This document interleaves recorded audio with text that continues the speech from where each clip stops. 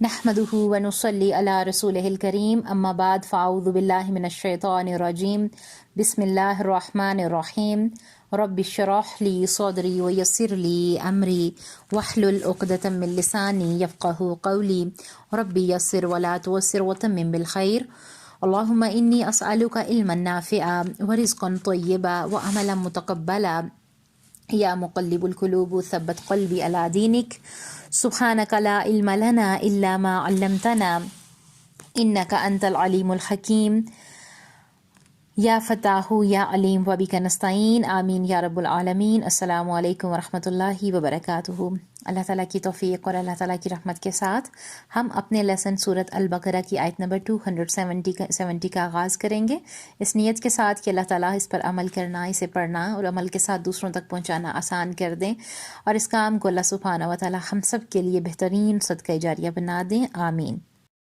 اپنے لیسن کا آغاز کرتے ہیں آیت نمبر 270 سے۔ اللہ سبحانہ و تعالیٰ فرما رہے ہیں، اعوذ باللہ من الشیطان الرجیم، بسم اللہ الرحمن الرحیم، وما انفقتم من نفقات او نذرتم من نذر فإن اللہ یعلمہ وما للظالمین من انصار۔ ترجمہ دیکھ لیتے ہیں۔ تم جتنا کچھ خرچ کرو یعنی خیرات اور جو کچھ نظر مانو، اسے اللہ بخوبی جانتا ہے اور ظالموں کا کوئی مددگار نہیں۔ یعنی اور تم لوگ جو کسی قسم کا خرچ کرتے ہو یا کسی طرح کی نظر مانتے ہو، حق تعالیٰ کو سب کی حقیقت کی یقیناً اطلاع ہے اور وہ بے جا کام کرنے والوں کی کوئی ہمراہی اور حمایتی نہیں ہوگا۔ پیچھے ہم نے حکمت کی بات کی تھی، اس کے بارے میں ہم نے جانا کہ حکمت کیا ہے، کہاں کب اور کیسے پیسے خرچ کرنے ہیں۔ اب یہاں مال خرچ کرنے کی دو قسموں پر بات ہو رہی ہے۔ مال خرچ کرنے کی پہلی قسم ہے نفقہ، ضروریات زندگی پر خرچ کرنا، خاص طور پر اگر کوئی مال والا اپنے خرچ میں سے نکال کر اللہ تعالیٰ کی راہ میں خرچ کرے گا، یا زکوٰۃ، صدقہ اور جہاد مالی تعاون بھی ہو سکتا ہے، یعنی کسی بھی طرح کا خرچ۔ مال خرچ کرنے کی دوسری قسم ہے نظر یا منت مانگ کر اس پر خرچ کرنا، جو چیز آپ پر فرض نہیں تھی لیکن آپ نے خود اپنے اوپر فرض کر لی۔ عموماً یہ دو طرح ہوتا ہے کہ آپ نے دل میں نیت کر لی کہ یہ کام اس طرح ہوگا تو میں فلاں جگہ خرچ کروں گی، یا پھر اگر میرا کام فلاں کام ہو جائے گا تو میں اس طرح خرچ کروں گی۔ یہ مالی منت بھی ہو سکتی ہے اور بدنی عبادت بھی، مثلا روزہ رکھوں گی یا نفل پڑھوں گی۔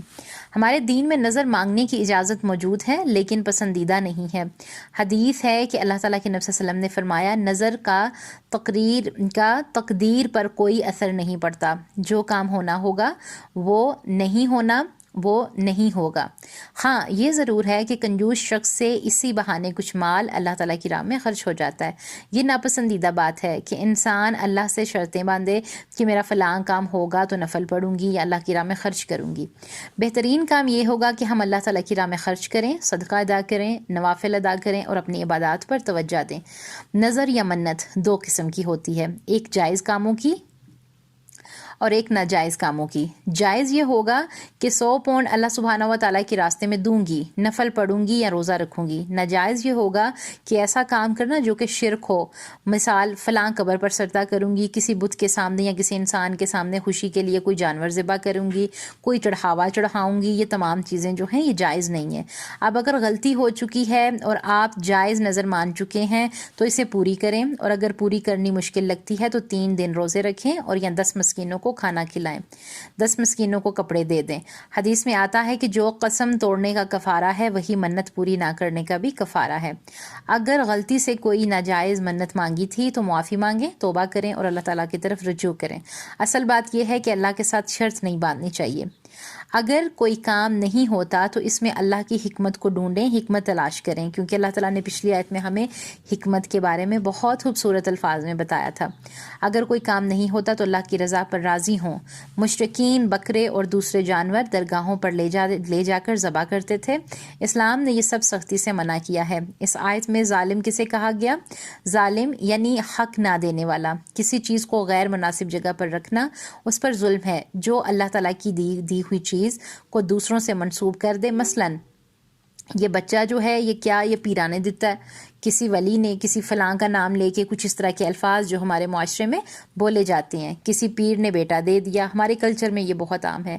کھانوں پر نیاز پکائی جاتی ہے، اس پر کچھ پڑھ کر کسی بزرگ کے نام سے منسوب کر دیا جاتا ہے یا ختم دلایا جاتا ہے۔ ان تمام چیزوں پر ہمیں سوچنے کی ضرورت ہے، کیونکہ ایسی تمام باتیں جب ہم کریں گے تو لوگ بحث کریں گے۔ اس لیے کیا ہے کہ ہم خود قرآن و سنت کے ساتھ جڑیں اور ان آیات کی روشنی میں ان چیزوں کو اپنے اوپر حکمت کے ساتھ، اپنے اوپر علم و فہم کے ساتھ کوشش کریں کہ ہم نے خود کیسے لینا ہے۔ ہمیں اللہ تعالیٰ کے نبی صلی اللہ علیہ وسلم اور صحابہ کرام سے اس طرح کی کوئی ایسی چیزیں نہیں ملتی کہ جس پہ ہمیں عمل کرنا ہے، کیونکہ انہوں نے جو تعلیمات ہمیں دی ہیں ہم نے صرف وہی لینی ہے اور اسی پہ انشاءاللہ کوشش کرنی ہے کہ ہم نے اپنے آپ کو لے کر چلنا ہے۔